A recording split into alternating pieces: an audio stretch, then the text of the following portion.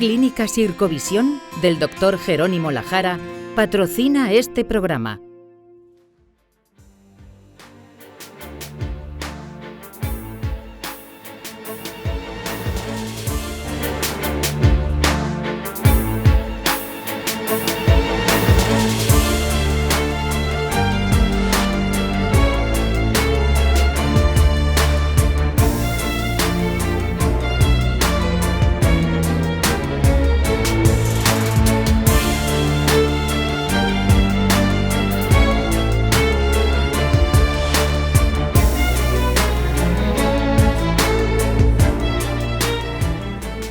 Bienvenido a La Salud en tus manos, un programa que hacemos aquí en Popular Televisión y que también emiten nuestros amigos del grupo Cadena Media.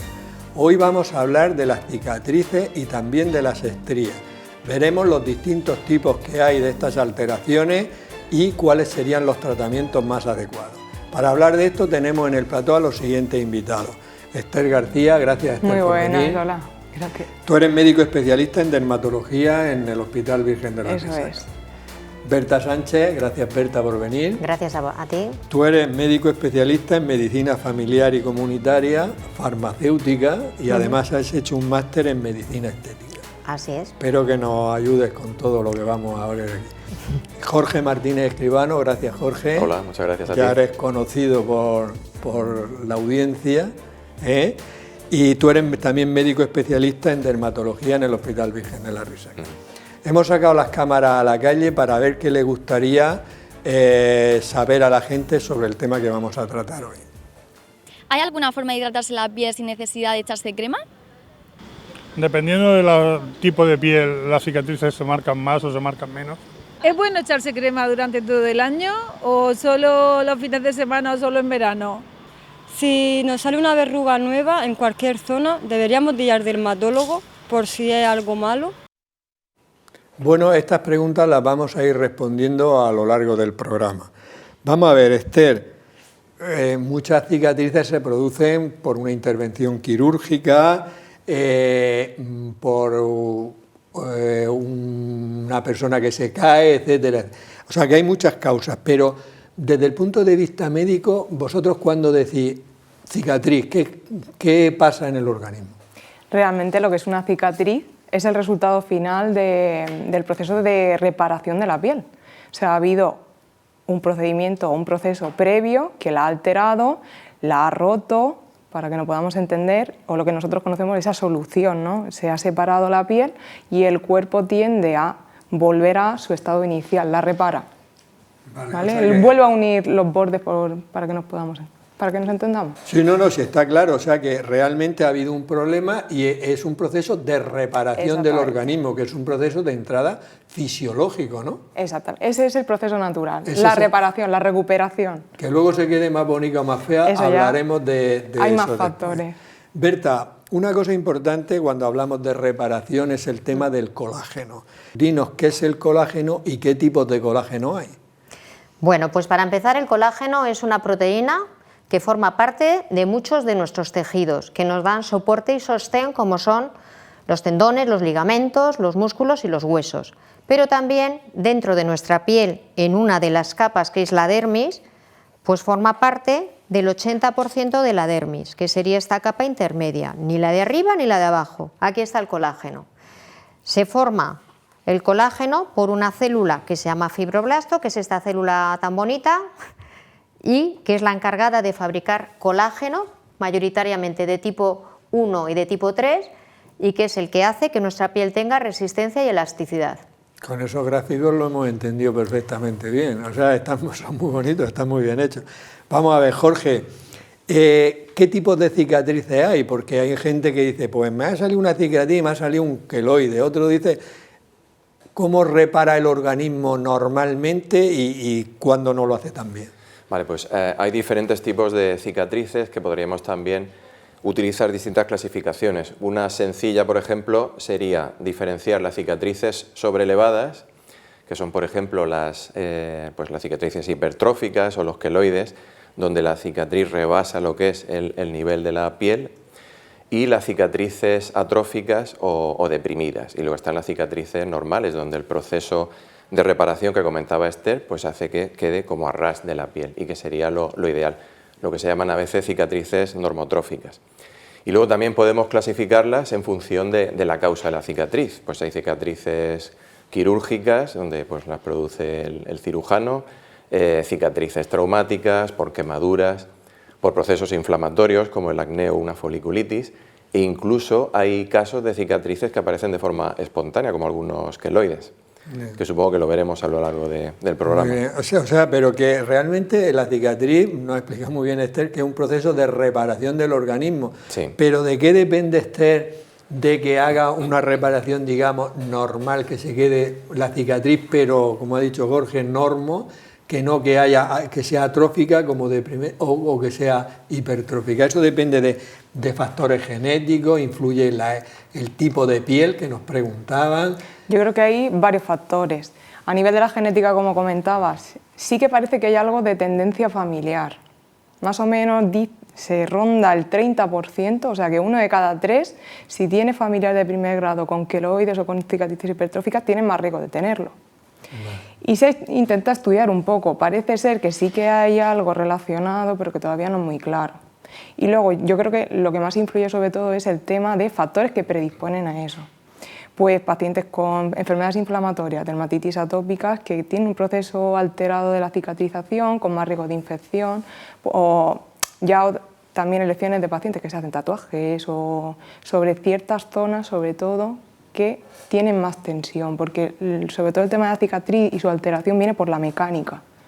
Yeah. Factores de distensión que alargan el proceso de cicatrización, aumenta el riesgo de las cicatrices queloideas y las hipertróficas. Pero el tipo de piel que sea, por ejemplo, una piel más seca, más grasa o incluso que esté más preparada, o sea, que no esté tan bien preparada, ¿no?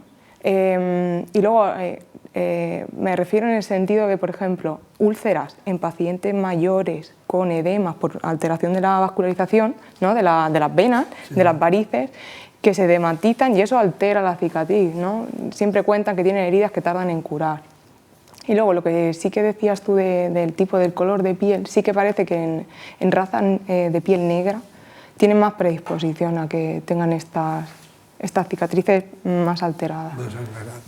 Vamos a ver, Berta, hay cicatrices que se pigmentan, por decirlo de alguna manera, ellas solas adquieren una coloración. ¿Eso es debido al sol, es debido al tipo de piel? Y sobre todo, ¿se podría evitar esa coloración, esa pigmentación de las cicatrices? ¿Y cómo tratáis el color de las cicatrices? Bueno, la cicatrización, hay a veces una pigmentación porque ha habido una inflamación previa, un traumatismo previo, una respuesta inflamatoria previa, y eso ya pone en marcha un mecanismo que, si afecta a la parte más superficial, pues el melanocito produce melanina, que produce pigmento, y puedo tener la cicatriz más abajo y el pigmento arriba. Es una cicatriz pigmentada. Luego, si además tengo vasos rotos, porque ha sido una cicatriz traumática o ha sido una intervención quirúrgica, pues puedo tener esa cicatriz pigmentada y además vascularizada. ¿Qué podemos hacer? Pues inmediatamente cuando tenemos la cicatriz que no nos dé el sol, luego va a depender del fototipo que tengamos y la capacidad de producir melanina. Hay gente que se pigmenta sola, el fenómeno de pigmentación posinflamatoria, cuando tengo un fototipo más alto, más facilidad voy a tener de pigmentar. Y podemos poner pues despigmentantes, nada más retirar los puntos, por así decirlo, para evitar esa pigmentación. Y a veces podemos incluso tomar antiinflamatorios en forma de corticoides días antes para evitar la pigmentación posinflamatoria. O sea que, por ejemplo, una persona que la van a intervenir quirúrgicamente, que tenga un fototipo alto, es decir, de estos que se ponen morenos enseguida o que de piel oscura y tal, esas personas que tienen más tendencia, porque lo has dicho tú, a tener una cicatriz pigmentada, si a ellos no quieren tenerla, se pueden tomar medidas del tipo de los antiinflamatorios y todo esto para intentar evitarlo. Sí, primero lo primero, que es la operación, luego la zona, lo primero es antes. Si la zona es expuesta o no, y luego ya viene la estética, y también se puede llevar tapado fácilmente y ya está. Sí, pero es que ahora mismo la gente, la verdad es que parece mentira, pero se preocupa mucho por la estética, ¿no? Sí, pues llevarlo tapado y que no del sol, que no del sol. Pero primero que cierre. Sí, eso es lo más importante. Vamos a ver, Jorge, un problema para muchas personas, vamos, yo por ejemplo, yo no soy cirujano, pero por ejemplo he mandado a muchas personas a operar de tiroides y siempre, ¿y cómo se me va a quedar la cicatriz? Y se me va a pues, notar mucho, ¿qué es un queloide? Un queloide. ¿Y qué tratamiento hay para si ya tiene esa cicatriz, ese queloide? Bueno, el queloide es una forma anormal de cicatrización, donde el mecanismo de reparación se pasa de frenada. Y es importante también saber distinguir el queloide de una cicatriz hipertrófica. Tanto una cicatriz hipertrófica está sobrelevada como el queloide. La diferencia es que el queloide se comporta casi como un tumor, de hecho es un tumor benigno, donde a veces esa cicatriz rebasa incluso la zona inicialmente afectada por la herida o el traumatismo que haya producido esa rotura de la continuidad de la piel. Entonces, el queloide hay que tratarlo como una cicatriz muy especial porque si intentamos quitarlo, extirparlo, luego puede aparecer una cicatriz peor todavía de lo que había antes. El fibroblasto, que es la célula que se encarga de fabricar el colágeno y las fibras elásticas, está continuamente respondiendo a una serie de señales que recibe y no termina de producir el mecanismo de reparación. Entonces, a veces es una cicatriz que es difícil de tratar. Es más frecuente en algún tipo de personas, pues sobre todo, como comentaba Esther, en la raza negra, en los chinos también, en orientales de pieles más oscuras también es más frecuente, y en determinadas zonas, pues por ejemplo en el lóbulo de la oreja, gente que se hace se pone un pendiente o un piercing, le aparece un queloide en esa zona. En la zona preesternal es muy característico después de una cirugía cardíaca, y entonces el tratamiento incluye pues tratar como tratarías a veces una lesión tumoral, pues infiltraciones de corticoides, también a veces determinados tipos de láseres que no sean muy agresivos pueden servir para el tratamiento, como el láser fraccionado, pero siempre tratando con mucho cariño la lesión, y a veces tratamientos antiproliferativos pueden ser útiles para el tratamiento del queloide. Fíjate tú que hablamos de queloide y parece que no estamos diciendo nada, y realmente si es tumoral es porque hay un crecimiento celular también exagerado, ¿no? Es una proliferación mantenida. Una proliferación mantenida. Y es una cicatriz que pues, por sí misma sigue creciendo. Rebasa, efectivamente. Sí. Entonces, claro, ahora comprendo yo que mucha gente diga, oye, es que yo tengo, esto también lo he oído, tengo tendencia a hacer queloides, ¿no? Porque ya lo han operado de otras cosas, y entonces en esas personas, digamos, si es en la cirugía, ¿se puede hacer algo o no hay manera? Como has dicho, es una respuesta exagerada del organismo, sería una cosa como la alergia, que unas personas responden normal y otras exageradas. Exacto, o sea, hay una cierta predisposición genética, racial también, y según la localización anatómica. Entonces, cuando uno tiene tendencia a queloides, pues por ejemplo, gente que viene y te dice, pues yo es que quiero quitarme un lunar, ¿vale? Si ese lunar hace falta quitarlo, lo quitamos porque estamos previniendo un cáncer de piel. Pero si es una lesión benigna y en determinadas zonas donde hay más riesgo, pues por ejemplo en la zona preesternal, en la zona central de la espalda, pues ahí quizás hay que recomendar no hacer la cirugía o quemarlo con láser o con bisturí eléctrico, porque puede ser peor el remedio que la enfermedad. No, realmente son cosas interesantes porque la gente no lo sabe y que me quiten, pero bueno, va a vosotros que sois dermatólogos y lo hacéis bien. En nuestra sección Palabras de Médico, nuestro profesor de latín y griego Juan Carlos Ferre y nuestra experta en traducción Mariluz Soler nos van a decir el origen de varias palabras relacionadas con el tema de hoy. Muy buenas, en el programa de hoy vamos a explicar el origen de algunas palabras relacionadas con los cuidados de la piel, como cicatrices o estrías. Cuidado de la piel, y la primera palabra, cuidado, viene del latín cogito, que es pensar, viene de cum, junto con, y agitare, mover, poner en movimiento algo junto con alguien, es tener cuidado de alguien, y ha dicho la palabra cuidado. Y piel viene del latín pel pelis, aunque el término que más se utiliza en medicina es el que deriva del griego, que es derma. Por ejemplo, tenemos el dermatólogo, que es el médico de la piel, o dermatitis, que es inflamación en la piel. Para un buen cuidado de la piel tenemos que aplicar una serie de productos, casi todos vienen en forma de crema, que viene del griego chrein, que es un verbo que significa untar, frotar, que es como se aplica este tipo de cremas.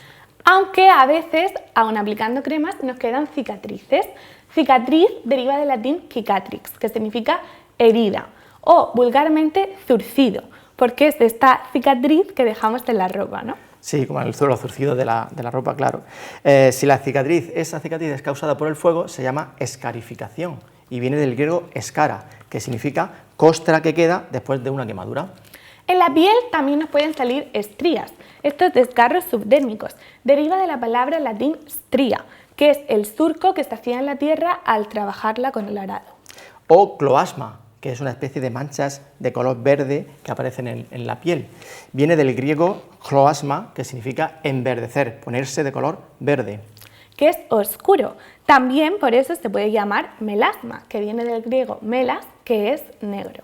Pues sí, y es que la piel es el órgano más grande del cuerpo humano y por eso, dependiendo de cómo lo tratemos, pues así obtendremos un resultado mejor o peor. Palabras de médicos. Bueno, pues ya sabemos algo más sobre el origen de estas palabras. La verdad es que es curioso e interesante a la vez. Vamos a ver, Esther.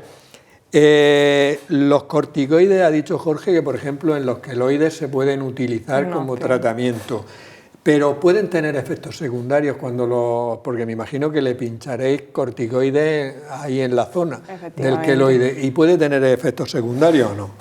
Pues a nivel de inyectado depende mucho del tamaño del queloide, porque al final lo que hacemos es, el que más utilizamos es el ácido de triancinolona y lo intentamos diluir para abarcar y llegar a toda la lesión. Entonces, obviamente tienen un paso sistémico y podrían producir los efectos secundarios que tiene la toma de corticoides orales. Pero claro, usamos una dosis más baja y en tiempo mucho más separado. Sí que se han hecho estudios y parece que al principio altera el cortisol como si lo tomáramos oral, pero que mantenido en el tiempo tiene menos efectos secundarios. Y luego, una cosilla importante es el efecto local que tiene, que puede tener efectos secundarios locales. En la zona, la atrofia, que es cuando nos pasamos de corticoides en la zona, y luego uno que también llama mucho la atención es la mancha blanca, la hipopigmentación, que también lo vemos muchas veces cuando los reumatólogos hacen las infiltraciones intraarticulares. Hay un paso a nivel subcutáneo y puede aparecer también. Pero entonces tú imagínate que tú veas a un paciente que tiene un queloide de 3 centímetros, por decir. 3 centímetros, diluido, el riesgo de efecto secundario es muy bajo. Pero exactamente. ¿Y un queloide grande que tú hayas visto, cuánto ha medido? Pues de hecho tenemos un paciente en común que tiene 3 queloides, ¿vale? De un tamaño de aproximadamente 5 o 6 centímetros por una mordedura de perro. Vale, o sea, por entonces una cicatriz traumática. Exactamente, que son mayores y además reintervenidos, que el queloide posterior al inicial todavía es mayor. Entonces, en dicho caso, pues lo que intentamos es un vial, utilizar un único vial y cada 2 meses, 6 semanas. Vale, ahora veremos cada cuánto tiempo se pueda. Con controles analíticos, por supuesto, para ver que todo está muy bien. Y Berta, ¿podríamos una cicatriz borrarla por completo? No, yo creo que no. Se puede atenuar, se puede hacer casi imperceptible, pero borrarla por completo no. Es una alteración de la solución de continuidad de la piel. Antes no tenía tratamiento, ahora sí podemos estimular colágeno, pero 100% no se puede garantizar. Y aparte de, por ejemplo, en una cicatriz en el queloide hemos dicho que los corticoides, ¿pero hay otros tratamientos? Sí, los tratamientos en general, si tenemos el colágeno, que en vez de tener esta disposición porque ha habido un daño, una herida, un traumatismo, las fibras de colágeno pierden esa alineación, el fundamento es que se fabrique colágeno. Vamos a bombardear a la célula para que por un mecanismo parecido al que ocurre en la reparación de los tejidos, se genere colágeno. Para que vayan en la misma dirección otra vez. Sí, que se reorganice, es la remodelación del colágeno. Y eso puede ser con luz, que son las fuentes de luz, la luz pulsada intensa y los láseres, fraccionados, ablativos o no ablativos. Puede ser algo físico como la luz, químico, pues las cremas con retinoides o ácido retinoico, algún peeling químico, y luego también puede ser algo mecánico, como las agujas que entran y salen y que rompen ese colágeno y el fibroblasto genera más colágeno. Esos son los 3 mecanismos. Sí, fíjate, parece que no es importante y todos los mecanismos que hay, y luego que hay muchas personas que realmente tienen muchos problemas, no graves, pero sí les afecta psicológicamente de manera importante, porque Jorge, por ejemplo, las cicatrices por acné. Eso realmente la gente, claro, encima se da en gente joven habitualmente. ¿Qué se puede hacer con esas cicatrices? ¿Qué tipos de cicatrices? Porque hay distintos tipos, ¿no? ¿Y qué se puede hacer para cómo tratarlas? Bueno, el acné es un proceso inflamatorio y como tal pues puede favorecer una serie de cicatrices, sobre todo cuando hay infección de las lesiones que complica la infección la inflamación. Entonces, como en otros procesos, puede producir tanto cicatrices sobrelevadas, que ya hemos dicho que habían dos, las hipertróficas y las queloideas. A propósito de queloidea, traía yo por aquí una foto de lo que es una cicatriz queloidea, que no la he puesto, que es esta de aquí. Es una cicatriz sobrelevada y también, recurriendo a la etimología que decían antes, deriva del griego, que es pata de cangrejo, por esas digitaciones que hacen que sobrepase lo que es la parte inicial donde estaba la herida. Entonces, aparte de las cicatrices queloideas o hipertróficas, puede haber otras que son deprimidas, que están por debajo del nivel de la piel. Y esas clásicamente se han dividido en tres tipos, que son la Boscar, que es como en cazoleta, que tiene un diámetro de más de 2 milímetros, la Ice Pick o en picayelo, que es como si picaras un bloque de hielo y suele tener menos de 2 milímetros de diámetro. Y luego están las llamadas rolling u onduladas. Estas son las típicas cicatrices de acné. Pues por ejemplo, las en picayelo son muy típicas de la zona de las sienes, de las mejillas, las Boscar también de las mejillas, y cada una pues tiene un tratamiento distinto. Como es lógico, las cicatrices que están sobrelevadas, ¿qué queremos hacer? Reducir el colágeno, no incrementarlo. Entonces ahí no tendría sentido hacer tratamientos para incrementar el colágeno. ¿Qué sería útil, por ejemplo? Lo que hemos dicho, los corticoides, el láser fraccionado, tanto ablativo como no ablativo. En las cicatrices en picayelos, por ejemplo, poner un poco de tricloracético para unir los bordes de la cicatriz. Y luego, algunas pequeñitas, se puede incluso realizar una extirpación quirúrgica. Pues con un punch, con un sacabocados, las pequeñitas sacas la cicatriz tal cual y luego haces que eso cicatrice siguiendo más o menos un orden, que es lo que se busca. En una cicatriz el colágeno está desordenado y nosotros con los tratamientos buscamos que esté más ordenado. Alineado. Y es muy difícil diferenciar, por ejemplo, una cicatriz que sea un queloide de una que es un tumor benigno, por decirlo de alguna manera, de una cicatriz simplemente hipertrófica. ¿Tú las ves y sabes diferenciarlas enseguida o no? Bueno, a veces te puedes confundir, obviamente. Lo que no vamos a hacer es una biopsia para diferenciarla. Lo que manda es la clínica. Y cuando tú ves claramente que está rebasando los bordes de la herida o en determinadas zonas, pues por ejemplo en el lóbulo de la oreja porque le han hecho un piercing o se ha puesto un pendiente, pues eso apunta a que es un queloide. Y si ya tiene antecedente de que previamente ha tenido otros queloides, y ya si es negro o es chino, pues también más fácil, ¿no? Muy bien. Pero que, en fin, que vosotros lo distinguís, aparte de que eso de que el queloide puede sobrepasar ampliamente los bordes de la herida. Y la hipertrófica poquito o casi nada. Claro, a veces tú, por ejemplo, en pacientes con acné que tienen tratamiento con retinoides orales, hay una cierta tendencia a producir cicatrices queloideas en un pequeño porcentaje. En esos casos hay que estar muy atento porque hay que asociar corticoides orales al tratamiento con retinoides, porque podemos prevenir cicatrices que pueden comprometer mucho el estado anímico de la persona que lo sufre. Muy bien. Vamos a ver, Esther, ¿qué es la sucisión de cicatrices? ¿Cómo se hace? Es una palabra rara. Es una palabra poco habitual. Poco habitual. Realmente, sí. En el tipo que ha explicado Jorge de las cicatrices deprimidas, ¿vale?, que se producen por esos tractos fibrosos que explicaba también Berta, para poder romperlos, porque es lo que tira de la piel hacia abajo, hay una especie de aguja que termina como si fuera una lanza, una lanceta, con las puntas muy afiladas. Entonces, a través de una punción de la piel, vamos pasando y cortando esos tractos fibrosos que lo une al tejido profundo. Y eso facilita que lo separe, ¿vale?, y que la zona deprimida vuelva un poco a su posición. Complementa pues los otros tratamientos de láser y de peeling para mejorar la cicatriz, porque de por sí no sería suficiente. Pero eso es simplemente un tratamiento estético, ¿no? Sí. Quiero decir, porque realmente... Ahí ya en principio el proceso del acné y la cicatriz, eso ya ha terminado. Ya. Es romper ya parte de la zona cicatricial que queda, que tira. Ya. Y eso es que me has Es un dicho poquillo doloroso, hombre, hay que poner lanceta que Sí. corta, y eso, habrá que poner anestesia. Hay que ¿no? poner, se Local. hace con anestesia exactamente local. De hecho, una misma incisión es que permite abarcar varias cicatrices Y deprimidas. mejoran bastante porque es que al ser una cosa estética y someterse a un proceso que puede, bueno, es con anestesia local, no te duele, pero ¿realmente mejoran bastante? Un porcentaje alto sí. Más que nada Bastante porque a que se nivel quede una- superficial, claro, es que es la única forma de poder llegar a ese nivel.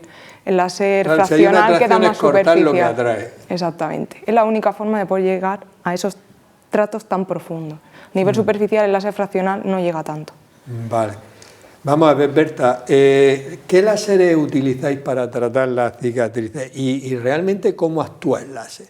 Porque tú ahí antes nos has explicado lo del colágeno, ¿se influye el láser en el colágeno? ¿No influye? ¿Cómo actúa el láser? Bueno, pues tenemos distintas formas de actuar. Hay láseres que para llegar a ese colágeno que tiene una mala disposición y una fibrosis y una retracción, porque hay una atrofia y una tirantez, lo que hace es atravesar la parte de arriba, la epidermis, y por ablación, son láseres ablativos, atraviesa para llegar a dermis. El prototipo es el láser CO2. El láser CO2, que es un poquito más invasivo que lo que puedan ser otros láseres.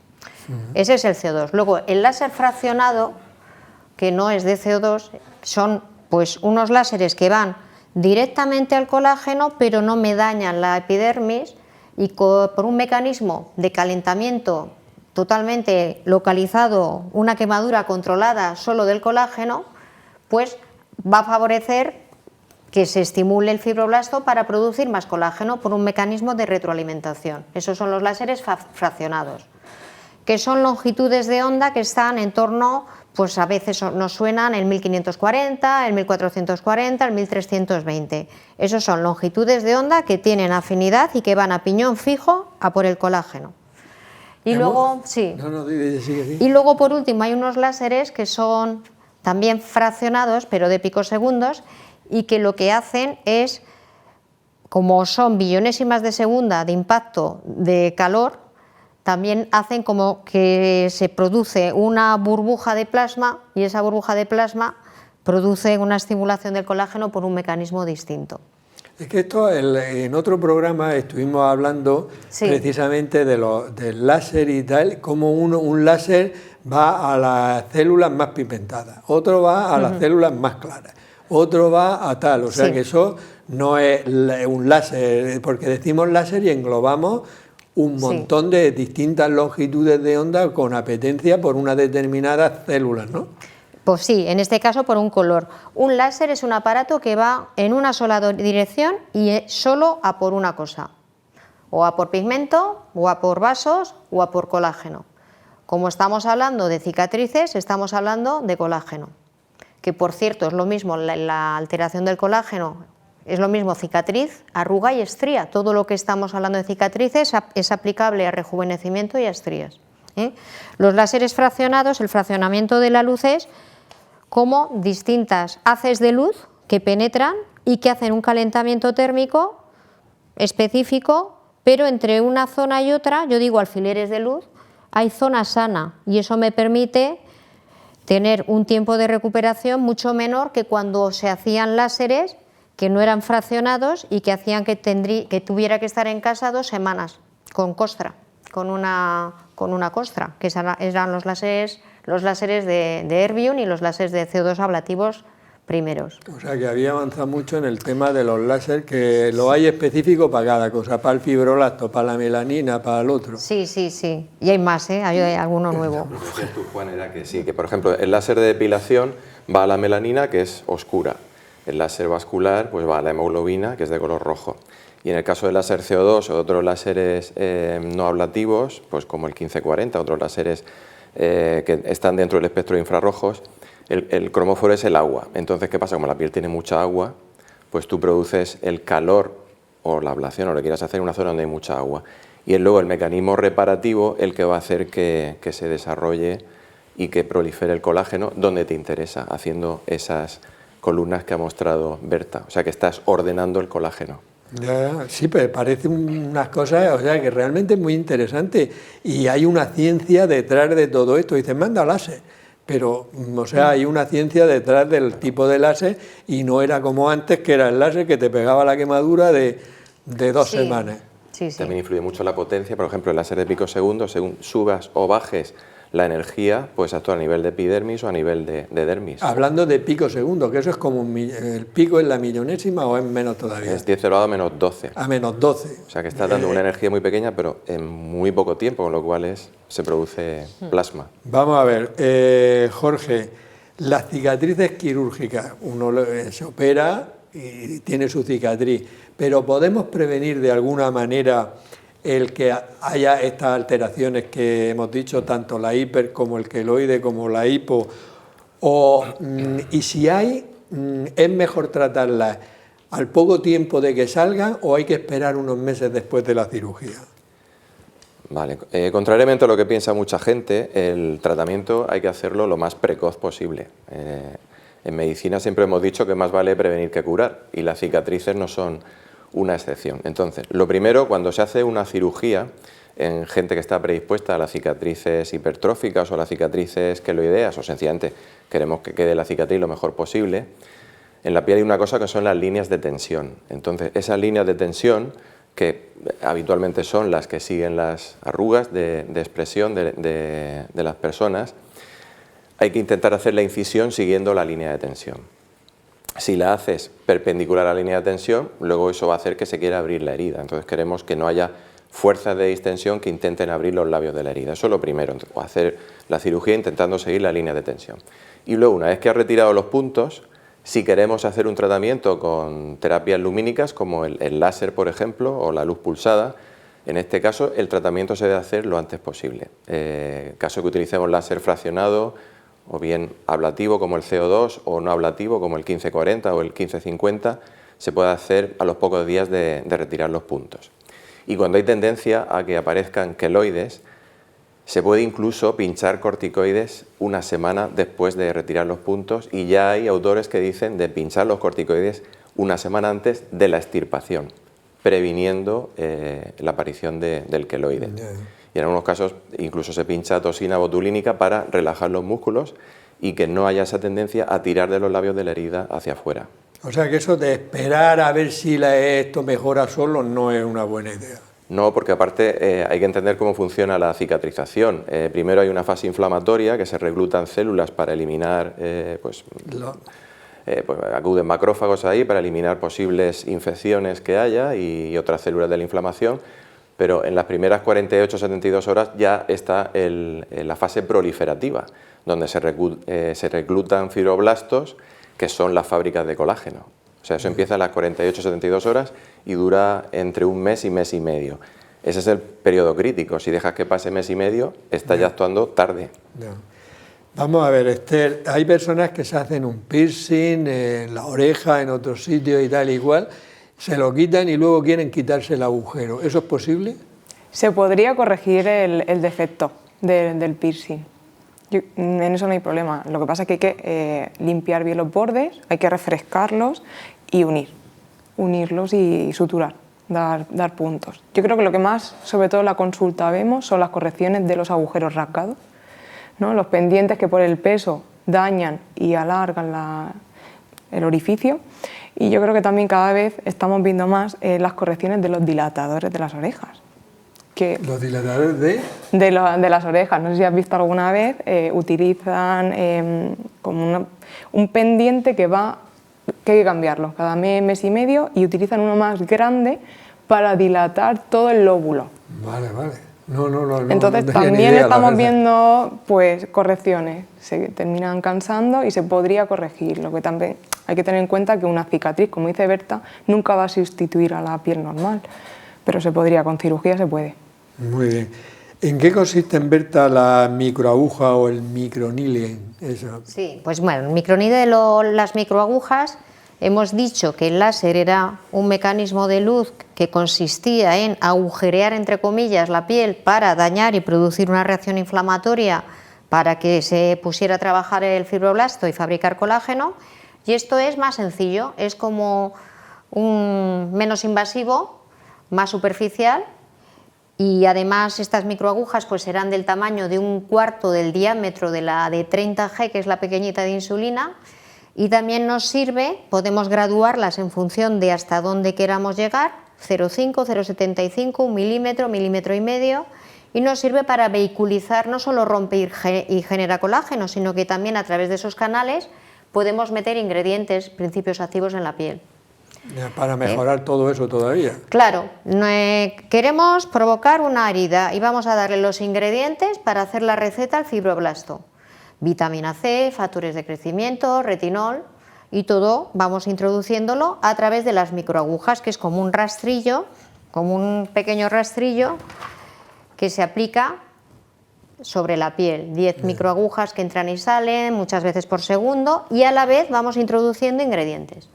Muy bien, vaya cositas que hace. Y despigmentantes, si están pigmentadas, y es complementario de lo que son los tratamientos con láser. Muy bien. Jorge, ¿hay cicatrices que se traten con ácido hialurónico? Y si se tratan, ¿cuánto dura el efecto?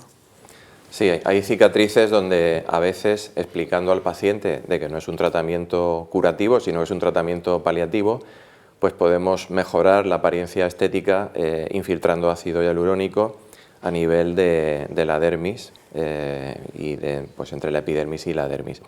Esto tiene que ser obviamente cicatrices deprimidas, o sea, una cicatriz sobrelevada no le vamos a poner encima más ácido hialurónico, pero las que están deprimidas, atróficas, sí que se pueden tratar con hialurónico. Y tiene que ser un hialurónico especial, un hialurónico que no esté muy reticulado, que sea más fluido, para que rellene de forma homogénea la zona de la cicatriz, que la levante, la ponga plano, la ponga ras, y que no te produzca obviamente una sensación de que tienes ahí pues un grano de arroz, una zona sobrelevada. Y esto es frecuente, quiero decir, estamos hablando de un tema que a lo mejor muchas personas pueden decir, pues, en fin, que no le den la importancia que otras personas le dan. Entonces mi pregunta ¿es muy frecuente que la gente consulte por estos problemas, porque tenga una cicatriz deprimida, porque tenga un pequeño queloide, en fin, ¿es frecuente que vayan a los dermatólogos por este tipo de problemas?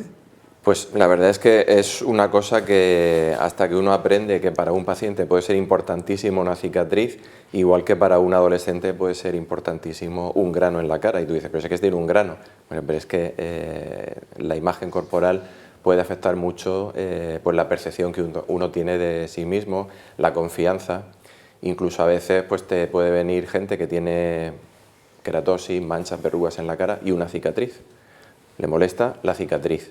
¿Y no le molesta a los demás? No, entonces pues tú siempre tienes que preguntarle al paciente qué es lo que quiere, porque a veces lo que tú le harías no es lo que él quiere. Y a lo mejor quitándole una pequeña marca que tiene ahí, pues que lo asocia con algo, pues puedes hacerla feliz a esa paciente o a ese paciente. No, sí, yo veo que es importante, lo que no sé es si realmente hay mucha gente que pida soluciones a estos problemas que en principio no son graves. No, grave no es, y luego es un tratamiento que cuando tú, por ejemplo, tratas una cicatriz con este tipo de ácido hialurónico, pues el efecto dura más o menos 6 meses. ¿Qué pasa? Que a los 6 meses se ha reabsorbido el ácido hialurónico, pero como en cierto modo es un cuerpo extraño, aunque tú tienes ácido hialurónico en tu cuerpo, pero el organismo lo interpreta como un cuerpo extraño, entonces a los 6 meses se ha reabsorbido ese hialurónico, pero es un material reabsorbible, eso es muy importante, no vamos a meter silicona. Yeah. Y entonces, alrededor de esos cuerpos extraños, que son los acúmulos de ácido hialurónico, tu organismo produce colágeno y produce fibras elásticas. Entonces se ha reabsorbido a los 6 meses, pero has generado algo de tu propio colágeno, con lo cual la piel siempre está un poco mejor. Está un poquito mejor. Esther, ¿cuándo no se debe tratar una cicatriz? Yo a nivel profesional creo que no trataría una cicatriz. Si todavía hay activo un proceso infeccioso, inflamatorio, en el caso del acné, esperaría y trataría el problema infeccioso o la causa. Y luego también si me queda dudas de que realmente eso sea un queloide y que no pueda ser algún tipo tumoral distinto, que no sea tan benigno como es el propio queloide y que no sea más bien otra cosa maligna. Yeah. Que puedo tener dudas. O sea que cuando tienes dudas te lo piensas. Exactamente. Si está claro que es un queloide, no se precisa biopsia, pero si yo creo que hay alguna duda que puede, alguna lesión simular, sí que cogería biopsia. Vale. Berta, un tatuaje que ahora están de moda y tal, ¿puede producir cicatrices también o no? Sí, claro. Cualquier procedimiento que no deja de ser algo invasivo puede producir una cicatriz. Depende de a qué nivel esté y luego en qué condiciones se haya hecho de asepsia, pero una vez que esté en dermis puede producir una alteración de la reparación del organismo, es decir, una cicatriz. Es muy común encontrarnos personas que vienen a quitarse un tatuaje y que al palparlo vemos el tatuaje, pero también lo palpamos y a veces está indurado y tiene una cicatriz debajo. Hay gente que se quita un tatuaje y se hace un tatuaje blanco encima, un cover se llama, para luego volverse a tatuar, pues más riesgo de cicatrización. Y además es que el mecanismo, eso es a ojo. Ellos cuando hacen un tatuaje van cogiendo el pigmento y lo van introduciendo, pero no es una cosa muy precisa, lo mismo está a 1 milímetro que a 2, que a 3 milímetros. Porque las personas que hacen los tatuajes son especialistas en algo. No, es que no tengo ni idea, la verdad. Pues yo creo que no. ¿Se necesita algún estudio? Estudio no. O alguna FP, pregunto, es que no... Yo creo que es un curso. Hay cursos de tatuadores, obviamente. Hay cursos de tatuadores, ¿vale? Pero que no hay una FP, por decirlo de alguna manera, no sabemos. Hasta ahora. No nos metamos no vamos a decir que no lo sé, sí, pero porque... supongo que es ponerse. El que hace de tatuajes se pone a hacer tatuajes. Sí, pero hay que conocer... No sé la legalidad que puede tener que cualquier persona. Siempre hay tatuajes profesionales y tatuajes más amateur. Y obviamente los tatuajes profesionales, que son mucho más difíciles de quitar, es gente que sí que ha hecho algún tipo de formación, obviamente. Vale. Sí, y están más abajo, más difíciles de quitar cuanto más abajo estén. Claro, cuanto más profundo te metes, ¿no? Pero cuando empiezas a quitar el tatuaje nunca sabes dónde está. Y luego de lo que ha dicho Berta es importante, que a veces te viene un paciente con un tatuaje y hay que explicarle muy bien, porque es cierto, las agujas, las microagujas con las que se inyecta la tinta al realizar el tatuaje es un traumatismo en la piel y eso puede producir una cicatriz hipertrófica o queloidea. Y no solamente el mecanismo, el traumatismo de la aguja, sino el que haga una reacción a cuerpo extraño, por ejemplo, a los componentes de la tinta. Claro. Entonces, cuando tú con el láser estás quitando tinta, a lo mejor dejas ver la cicatriz que hay debajo, y la cicatriz no se la ha hecho el láser, se la ha hecho el tatuador. Todo eso hay que explicarlo muy bien en el consentimiento informado. Vale. Por terminar un poco con las cicatrices, ¿hay algún avance, alguna novedad en el tratamiento de las cicatrices? Bueno, aquí siempre hay algunas novedades, pues por ejemplo de nuevas tecnologías, nuevos aparatos que aparecen, tanto de láser fraccionado, sobre todo no ablativo, que sería el tratamiento de elección para el tratamiento de las cicatrices. Y ahora también está muy de moda, por ejemplo, el plasma rico en plaquetas, el famoso PRP, o plasma rico en factores de crecimiento, que se utiliza mucho en medicina regenerativa, pues los deportistas, futbolistas, tenistas que quieren recuperarse antes de una lesión muscular, por ejemplo, pues tú inyectas el plasma rico en factores de crecimiento. Que se lo han sacado a él previamente, sí, ¿no? Hay algunos que están considerados por la FDA como un medicamento, o sea, tú estás fabricando un medicamento con la sangre del paciente. Entonces, inyectando esto en una zona, por ejemplo, donde hay una cicatriz deprimida, conseguimos que se produzca mayor cantidad de colágeno. El fibroblasto se estimula su función de producir colágeno. Entonces podemos poner a plano cicatrices deprimidas. Si unimos el PRP, por ejemplo, con láseres fraccionados, pues cuanto más azúcar, más dulce, como dicen por ahí. Y encima el PRP, aparte que lo puedes inyectar, por los canales que hace el láser, también penetra en profundidad y es más efectivo. Y luego lo que comentaba Esther, de que los pacientes atópicos tienen más tendencia a cicatrices, pues se ha visto que en algún paciente con dermatitis atópica y queloides le das tratamiento con dupilumab, que es un anticuerpo monoclonal que va contra citoquinas proinflamatorias como la interleuquina 13, y curiosamente esos pacientes que tratas con un medicamento, la dermatitis atópica, pues se ha visto que mejora también el queloide. Bueno, vamos avanzando. De los vídeos que hacemos para nuestro portal de salud, lasaludenttusmanos.ucam.edu, y dentro de la sección me lo compro, me lo como, no me lo compro, no me lo como, vamos a ver el vídeo que hemos elegido hoy sobre la leche entera. Leche entera, ¿me la compro y me la tomo o no me la compro y no me la tomo? cómpratela, yo también me la voy a comprar, nos la tomamos porque es un alimento muy beneficioso para la salud. ¿No te pones tus características generales? Pues mira, un vaso de leche, unos 250 centímetros cúbicos, te aportan, fíjate ya, 10 gramos de proteínas de muy buena calidad biológica. Tiene unos 18 gramos de azúcar, fundamentalmente la lactosa, que es el azúcar de la leche. Y tiene la leche entera, un vaso de 250 centímetros cúbicos, tiene unos 10 gramos de grasa, que es una cantidad moderada. Y luego también tiene una pequeña cantidad de colesterol, los 35 miligramos en los 250 centímetros cúbicos. Por tanto, pero esas cantidades de grasa, que muchas de ellas es saturada, y de colesterol, no hay ningún problema para tomarla en una alimentación normal. Por tanto, no hay ningún inconveniente en utilizar leche entera. ¿Y cuáles son sus vitaminas y minerales? Bueno, es muy rica en vitaminas, por ejemplo, tiene vitamina A, tiene vitamina D, tiene fólico, tiene B1, B2 y B12, tiene minerales, el más conocido obviamente, el calcio, que tiene 100 miligramos de calcio por cada... el vaso tiene unos 250 miligramos de calcio, tiene fósforo, por tanto es un alimento que nos aporta vitaminas, minerales y proteínas de muy buena calidad biológica, sin una cantidad importante de grasas y de colesterol. ¿Y con cuánta frecuencia deberíamos tomarla?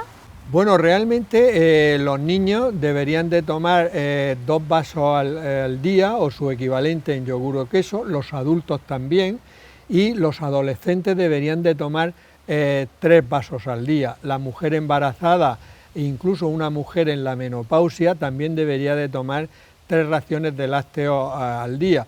Podemos, una mujer, por ejemplo, en la menopausia, para no aumentar mucho las calorías, pues quizás sería mejor que la tomara desnatada, con lo cual quitamos grasas y quitamos calorías. ¿Y para las personas que tienen intolerancia a la lactosa? Bueno, es cierto que hay un 30% de personas que tienen intolerancia a la lactosa. En estos casos, pues lógicamente no deben tomar la leche como tal, leche entera, pero hoy en día existen leches sin lactosa que no es que le hayan quitado la lactosa, lo que pasa es que le han añadido la lactasa, que es el enzima que desdobla la lactosa es glucosa más galactosa, es como una cadena con 2 anillos, y la lactasa es la tijera que los separa para poder absorberlo, pues le han añadido eso.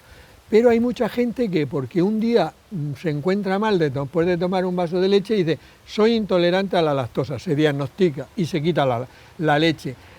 Como pase mucho tiempo sin tomarla, sí que la lactasa pierde su función y entonces se convierte en intolerante. Por tanto, si una persona piensa que es intolerante a la lactosa, se puede diagnosticar y entonces tomar una leche sin lactosa. Estupendo. ¿Y lo de la equivalencia en otros lácteos, cómo lo hacemos? Pues mira, para que te hagas una idea, un vaso de leche, 250 centímetros cúbicos, equivale a 2 yogur naturales, equivale a una tarrina de queso fresco y a 35 gramos, que es un trocico así, de queso curado. Yo resumiría, antes de que tú me lo preguntes, de que es un alimento muy bueno para la salud, excepto las personas que tengan intolerancia a la lactosa, pero que hoy en día se ha solucionado habiendo leche sin lactosa. Y otro día haremos otros vídeos sobre las bebidas vegetales. Muchas gracias. Bueno, pues ya sabemos un poco más sobre la leche entera, que realmente es un alimento muy saludable, aunque algunas personas pues puedan tomarla semidesnatada o desnatada. Continuando con el programa, Esther, vamos a pasarnos, hemos hablado de las cicatrices y vamos a hablar de otro problema que a muchas personas es verdad que también les repercute, sobre todo psicológicamente, y que en algunos casos nos indican determinadas enfermedades. Vamos a hablar de las estrías. Defínelo desde el punto de vista médico y cuáles son las causas más frecuentes. Realmente la estría es una cicatriz, porque lo que hay es una distensión de la piel por efectos mecánicos, por aumento de volumen, y es el resultado, esas líneas blanquecinas, por la distensión que puede venir, como tú has dicho, bien por aumento de peso, por ejemplo, al aumentar el volumen no da tiempo a la piel a soportar esa presión y se separan los bordes, o por procesos endocrinológicos, como el aumento del cortisol, que favorece también la aparición de estrías al igual que la alteración de las cicatrices, o también, por ejemplo, como un proceso fisiológico en las embarazadas, por el aumento también de los estrógenos, también favorece la aparición de las estrías. Pasa que las estrías, cuando yo como endocrino, cuando las estrías se producen por un aumento del cortisol, que se ve en el síndrome de Cushing, son unas estrías distintas, pues son de color rojo vinoso, porque rompe mucho, ¿no? Porque hay proceso inflamatorio también debajo. Claro, y se ven los vasos y por eso tienen ese color. Cuando nosotros vemos a una persona con obesidad y las estrías no son blancas o rositas, si adquieren un color rojo vinoso, obliga a estudio rápido. ¿Podemos prevenir las estrías, Berta, o no? Pues igual que las cicatrices hay un componente racial y un componente genético que es la lotería que te toque a nivel de predisposición.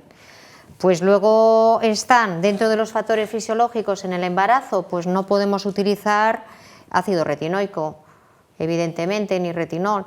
Pues podremos hidratar la piel, darle más ácidos monoinsaturados, poliinsaturados, centella asiática, más hidratación, más refuerzo de la barrera cutánea, pero si me tienen que salir cicatrices, me van a salir, haga lo que haga. Y luego respecto a los niños ahora que hacen gimnasia, que vienen muchos niños con muchas estrías por hacer muchos esfuerzos repetidos, pues hacerlo de forma más progresiva, no cargarse tanto. No empezar de golpe, los ejercicios hay que hacerlo poquito a poco y ir aumentando, ¿no? De esa manera las previene. Sí, porque no, es que hay algunas que son traumáticas, son totalmente traumáticas por distensión, por hacer ciertos ejercicios con demasiado peso. Estamos viendo cada vez más en la zona del deltoides. Vale. Jorge, me vas a decir otra vez el láser, y yo te pregunto cómo se tratan las distintas estrías, las rojas de las blancas y todo eso. A ver, ¿cómo se tratan? Bueno, pues sí, uno de los tratamientos obviamente es ese, pero ya hemos comentado lo del PRP, el plasma rico en factores de crecimiento, sobre todo en las estrías deprimidas, pues tú inyectas esto y se aumenta la síntesis de colágeno y por tanto la parte más hundida de la estría conseguimos que se ponga plano. Y obviamente lo que hay que hacer, ya que la estría es una cicatriz, donde digamos que la cicatriz es longitudinal porque se produce la rotura a nivel de la dermis media y dermis profunda, pues ahí utilizando láseres fraccionados estamos generando colágeno de forma más ordenada y estamos convirtiendo esas estrías en una piel más normal. Y luego también has comentado, hay estrías rojas, no solamente en el Cushing o en pacientes que toman corticoides por vía oral o que abusan de los corticoides tópicos, sino que a veces pues eso, una simple estría primero debuta con una estría roja y conforme va madurando se va convirtiendo en una estría de un aspecto más blanquecino, más marfileño. La estría roja, como ahí hay más vasos dilatados y más pigmento rojo, pues tú me lo vas a decir, el láser que sería efectivo sería el láser vascular, y entonces tú haces el láser vascular y luego ya puedes hacer el fraccionado. Vale. ¿Sería una indicación de tratamiento de la estría el que psicológicamente le afecte a la persona el hecho de tenerla? Yo creo que sí, obviamente que sí. No solamente ¿Pero lo veis el tema con de las frecuencia estrías. eso o no? Sí, sí que preguntan mucho los pacientes sobre todo, y yo creo que lo que más vemos son en edades en la adolescencia, cuando empiezan con el desarrollo mamario o que también cogen peso, consultan mucho por el tema de las estrías y qué pueden hacer para mejorar el aspecto. Y podemos muchas prevenirlas si nos engorda, ¿no? Ese es un factor. Ese es un factor a tener en cuenta. Bien. Y Berta, ¿qué cremas o cuidados tópicos podemos usar para la estría? Bueno, si no se está embarazada, pues centella asiática, rosa mosqueta, hialurónico, cualquier hidratante. Luego no cambios bruscos de peso y luego ya pasado el parto y si nos está lactando, pues ya retinoico. Que sería un poquito tratar la planta baja de la estría. Al menos 1 y al menos 2 no llegamos, pero la planta baja sí. Vale. Antes, quiero hacer unas preguntas que nos han hecho las personas cuando le hemos preguntado. Una persona ha preguntado, ¿se puede uno hidratar la piel sin crema? Sí, pues esa pregunta me ha parecido interesante, la verdad, porque sí que se puede hidratar la piel sin crema y, por ejemplo, está demostradísimo que tomando suplementos de ácido hialurónico igual que eso sirve para mejorar la hidratación de la zona de las articulaciones, y gente que tiene artrosis mejora tomando ácido hialurónico por vía oral, pues el ácido hialurónico forma parte de muchos órganos de nuestro cuerpo y uno de ellos obviamente es la piel. Entonces, mediante la ingesta de suplementos de ácido hialurónico puede mejorar la hidratación de la piel, aparte de la hidratación del ojo incluso, del humor vítreo del ojo. Y hay estudios donde dicen que incluso tomando, te lo especifican, 120 miligramos diario de ácido hialurónico, pues aumenta la hidratación más de un 50%. Y esto ya lo hacían los antiguos. Por ejemplo, Catalina de Médicis, ella tomaba crestas de gallo para estar más guapa, sin saber que era porque eso tenía ácido hialurónico y colágeno. No se iba a tomar pastillas de cresta de gallo. Que no había. Claro. Bueno, otra pregunta que nos han hecho, Esther, es que hacía referencia a si las cremas protectoras solares deberíamos de utilizarlas todo el año o solo en verano. Hombre, yo, que no soy de aquí de Murcia, yo creo que habría que utilizarlas todo el año, más aquí todavía por la incidencia del sol que tenemos. Como método preventivo a la larga, no solamente por prevenir cicatrices, las manchas, sino también el fotoenvejecimiento. Muy bien, pero por ejemplo en el invierno podríamos utilizar una crema con menos hidratante, con factor de protección más bajo. Exactamente, se puede recomendar un factor, bueno, si no hay ninguna patología de base, claro, un factor de protector pues a lo mejor del 20 o del 30 y ya subir siempre a un 50 más de cara al verano. Vale. Ya estamos fuera de tiempo, si queréis lanzar un mensaje último. Berta, tú. Sí, ha mejorado tanto la galénica de los protectores solares que ahora mismo un protector 50 no incomoda a nadie. Y como aparte puede ser hidratante y hacer esa película para que no haya una pérdida de agua, pues ya tenemos todo hecho, el protector y la hidratación. Muy bien. Esther. Yo creo que a modo general es importante prevenir, sobre todo los factores que favorecen la cicatrización y los queloides. Cuanto antes se traten, mucho mejor. ¿Y Jorge? Yo diría lo mismo, y un poco uniendo lo que hemos dicho ahora, pues saber que en las cicatrices se pierden los anejos, se pierde el pelo y también se pierde el melanocito. Entonces, por la pregunta que has dicho del protector solar, gente que tiene cicatrices, y la estría es una cicatriz, sobre todo la blanquecina, hay que insistir en la protección solar porque no tenemos la protección de nuestro propio organismo, que es la melanina, para evitar la quemadura solar y que a la larga puede producir un cáncer de piel. O sea que en las cicatrices siempre mucha más protección. La cicatriz se te puede pigmentar y encima está más sometida a la radiación ultravioleta porque no tiene la defensa de la melanina. Bueno, pues me ha parecido realmente un programa interesante, no son cosas graves desde el punto de vista médico, pero sí, como hemos comentado, con repercusiones psicológicas importantes para muchas personas. Recordaros que en nuestro portal de salud, UCANSalud, podéis encontrar información sobre hábitos de vida saludables y prevención de muchas enfermedades. Por mi parte nada más, despedirnos hasta un próximo programa, la próxima semana, y que seáis muy felices.